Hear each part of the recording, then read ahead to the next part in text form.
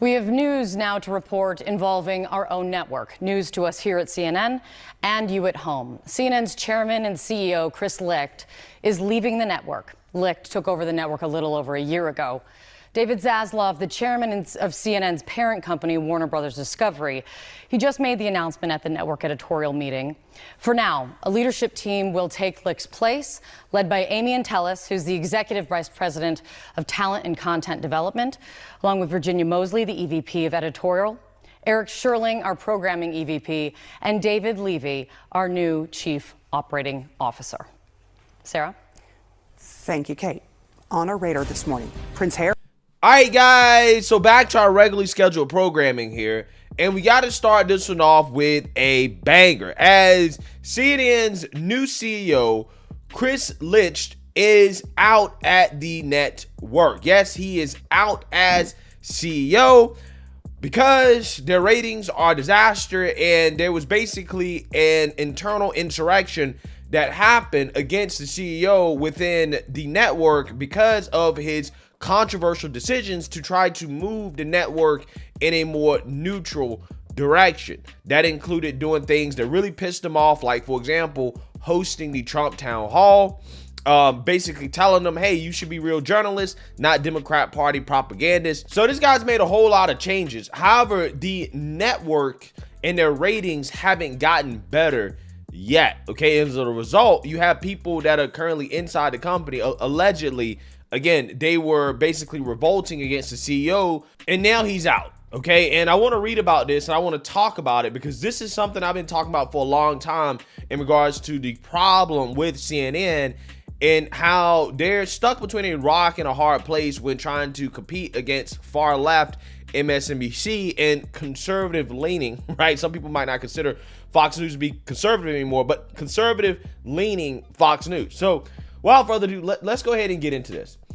Chris Licht stepped down as chief executive of CNN, the network's parent company, said Wednesday, ending a tenure of a little over a year that was marked by a series of missteps. During a morning editorial call on Wednesday, David Zaslav, CEO of CNN parent Warner Bros. Discovery, took responsibility for Licht's rocky stink, according to people who were on the call. A permanent successor hasn't been named, Warner Brothers Discovery said. Veteran CNN executives Amy Entelis, Virginia Mosley, and Eric Sherling will oversee editorial operations for the network in the interim, the company said.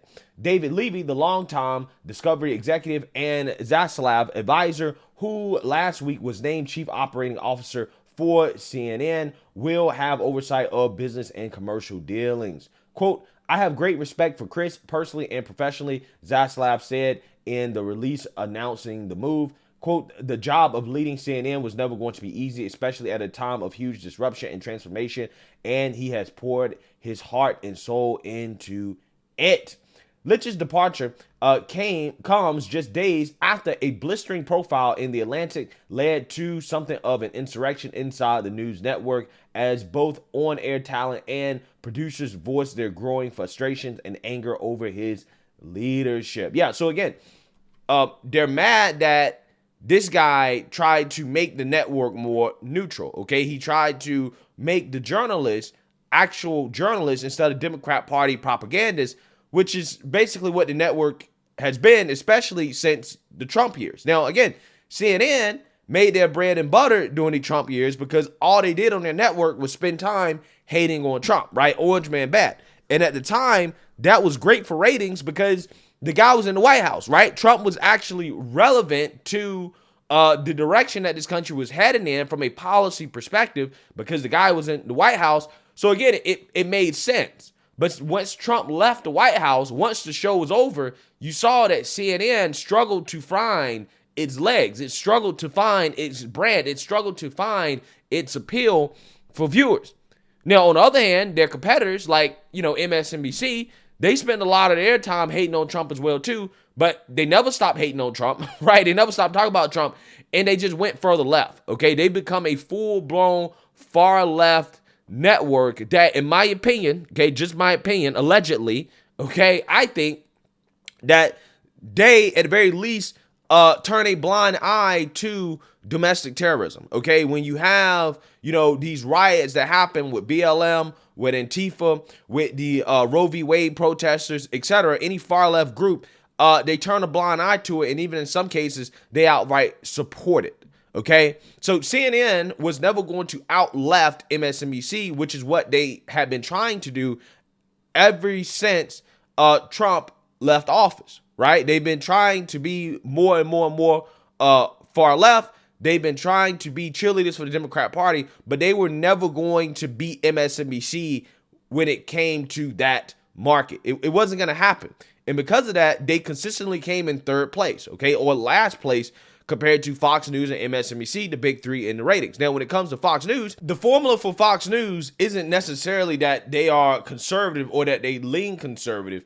It's the fact that, well, one, they don't have much competition, okay, because CNN wasn't trying to get Fox News' audience. But also, two, it's because Fox News, at certain points, especially when they had Tucker, they had an anti-establishment perspective, okay? And that is what CNN is actually missing. It's not that they're missing, conservative voices, okay? They got plenty of anti-Trumper conservatives on the network. Okay, the problem is that they refuse, at least up until recently, to platform Trump supporters. Okay, people who, again, support Trump, are more anti-establishment. Again, like a Tucker Carlson, they should have went out and got a host like him. Okay, that's what they needed because, again, Democrats were watching Fox News just like Republicans were watching Fox News. I mean, I believe there are actually more Democrats watching Fox News than Democrats watching CNN. Which, again, is incredible to think about, right? It shows you that it's not about necessarily Fox News being conservative. I think it's really more about the fact that on Fox News, you're going to get a variety of perspectives. Most of them are going to lean conservative for the most part, but you're also going to get an anti-establishment side of the story as well, too, which you're just never going to get on CNN. And I think that's why the network ultimately failed. Okay, this guy tried to make a whole bunch of changes. Like he tried to make Don Lemon the head of the morning show. Okay, that didn't work out because apparently Don Lemon can't get along with women, right? He's a diva, just like the women on the show. So he gets fired. Chris Lynch also moved Bill Maher to like the Friday night slot or something like that, where they tried to make Bill Maher CNN's version of Greg Gutfeld. Okay, on Fox News. Yeah, so they tried all types of gimmicks that ultimately didn't work because, again, they are an establishment network. And I think that the rise of alternative media, okay, and what you saw in terms of how many viewers Tucker Carlson was able to bring in, and we're going to talk about Tucker here in a little bit, tells you what people really want to hear. They're sick and tired of the establishment, okay, in mainstream liberal media. They want something a little bit different than that. It's not even about being liberal versus conservative anymore. It's really about establishment versus anti-establishment. Licht, who was installed as CEO when Warner Brothers Discovery took control of the network, also had been under fire for some of CNN's programming decisions, including a recent town hall with former president and current Republican frontrunner Donald Trump, whose format was widely criticized. Yeah, so again, this is what I'm talking about in regards to how CNN can't win with the left. Right? CNN actually made a good decision having that town hall with Trump. Okay? They made a good decision for their ratings. They made a good decision in regards to showing that, hey, we are above partisan politics. Okay? We're going to platform presidential candidates regardless of their opinions. Okay? They have been platforming conservative candidates now. I mean, I think they had a town hall with Nikki Haley. Okay? I think they're going to do one with Mike Pence as well. CNN is trying to basically show themselves as being neutral. Now, the left, okay, MSNBC in particular and others, far leftists, again, they hit CNN from the fascist left and tried to say, no, you shouldn't do that, right? You shouldn't platform people like Trump because we don't want Trump to win, right? You're helping Trump win, and we don't want Trump to win, so therefore don't platform him, okay? Don't give him a voice, even though he is a former president and current frontrunner in the Republican primary. Again, that CNN town hall was done exactly the way that the leftist media wanted it to be done. Okay, Trump was fact-checked literally the whole time. It was a debate between him and the host, the moderator, and the left-wing liberal media still wasn't satisfied, right? They still weren't satisfied. So my overall point about CNN is this. Their biggest issue, okay, is not that they're not neutral enough, right? It's the fact that they have an establishment bias that people just don't want to hear anymore, okay? There's a reason why podcasts like Joe Rogan's are the biggest in the world, okay? Because people want to hear a different perspective that does not necessarily align with what we're being told by the mainstream liberal media news giants who for years have just lied and lied and lied to the American people about what's actually going on, okay? And more evidence of that is Tucker Carlson and his initial success launching his show on Twitter. Because if you guys weren't aware, Tucker Carlson is officially back. He launched episode 1 of his Twitter show on the platform, and you know that it hit the right nerve when you have headlines like this from mainstream liberal media outlets like The Independent, who, by the way, have the rainbow flag in their logo, right, for Pride Month, where they say, quote, Tucker Carlson calls Ukraine's Jewish leader, quote, rat-like, as he launches new Twitter show with pro-Kremlin rant, okay? So the pro-Kremlin rant that, the Independent is complaining about is the exact type of rant that you need to be hearing on CNN if they actually hope to, gain an audience. Take a look. Hey, it's Tucker Carlson. This morning it looks like somebody blew up the Kakhovka Dam in southern Ukraine. The rushing wall of water wiped out entire villages, destroyed a critical hydropower plant, and as of tonight puts the largest nuclear reactor in Europe in danger of melting down. So if this was intentional, it was not a military tactic, it was an act of terrorism. The question is, who did it? Well, let's see. The Kakhovka Dam was effectively Russian. It was built by the Russian government. It currently sits in Russian-controlled territory. The dam's reservoir supplies water to Crimea, which has been, for the last 240 years, home of the Russian Black Sea Fleet. Blowing up the dam may be bad for Ukraine, but it hurts Russia more. And for precisely that reason, the Ukrainian government has considered destroying it. In December, the Washington Post quoted a Ukrainian general saying his men had fired American-made rockets at the dam's floodgate as a test strike. So really, once the facts start coming in, it becomes much less of a mystery what might have happened to the dam. Any fair person would conclude that the Ukrainians probably blew it up, just as you would assume they blew up Nord Stream, the Russian natural gas pipeline, last fall. And in fact, the Ukrainians did do that, as we now know. It's not like Vladimir Putin is anxious to wage war on himself. Yeah, so you say that, you heard that. It's the fact that Tucker Carlson is willing to do segments like that, right, that push back against the establishment narrative when it comes to issues like, for example, the war between Russia and Ukraine. That is the reason why CNN can't get good ratings, right? That's why they can't get viewership. Again, it has nothing to do with them being neutral as much as it has to do with the fact that, again, they're not really approaching journalism in a way that, they should be approaching it, where they used to be adversarial to the establishment narrative, to the narrative coming from the government, okay? But no, the way that journalism has evolved in 2023 is, well, you need to be aligned with the Democrats and everything that Democrats say and do, because if you don't, then you're racist, okay? You're a bigot, and also you must be MAGA, right? You must be right-wing as well, too, okay?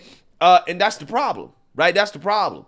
Tucker's perspective here is not far right or far left or anything like that. It's simply just anti-establishment. And because of that, he's rewarded with the viewership. He's rewarded with people following him wherever he goes. For example, as you can see on this video, allegedly, because I'm not actually sure if this view count is accurate, but there's no doubt in my mind that, Tucker's outperforming probably most of legacy media.